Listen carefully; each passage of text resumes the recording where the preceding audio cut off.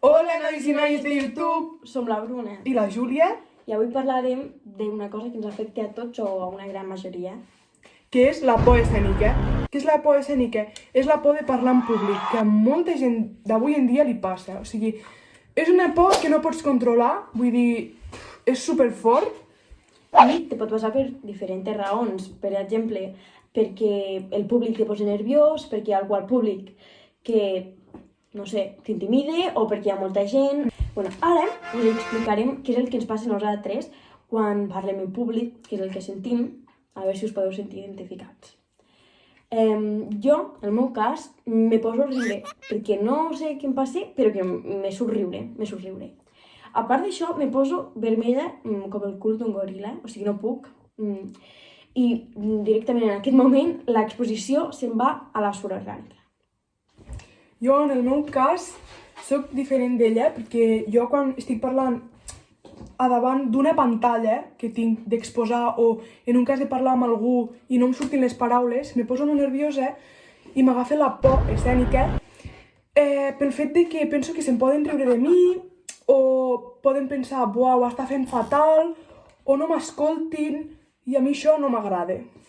Mira, us seré sincera, des del meu cor, el que heu de fer per combatre això, apuntar-vos a teatre, vull dir, sin más. T'ho juro que us ajudarà moltíssim. Jo ara explicaré recursos que jo he utilitzat i que vosaltres podeu utilitzar. El primer que faig jo és imaginar-me que estic parlant amb amics, o sigui, sincerament no crec que t'estiguin escoltant tota l'estona de tothom, perquè no passarà això. Si parles més d'un minut, això no passarà. Bueno, ens deixem de tonteries i anem al grano, a lo importante. Que lo important és que no notin que si te criden o riuen, ploraràs. Això no ho poden notar. I també, siguis firme, no parlis amb el que et cau, saps? O sigui, parla recte, al frente, que et vegi tothom. Amb veu alta. Sí. I amb decisió. Sí. No. No. Si parles així, sabran que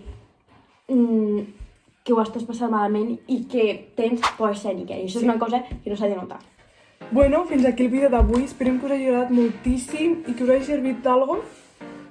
I que, bueno, que nosaltres al final no som professionals, però que, bueno, que volem que us serveixi d'algo, esperem que us serveixi d'algo, i que tot és pràctica, vull dir que no sortirà a la primera, òbviament, ni a la segona, potser tampoc, ni a la tercera. Penseu que nosaltres també, aquest vídeo també ens ha costat molt de fer-lo, perquè nosaltres també patim aquesta por i costa, saps? Però sempre ho has d'enfocar.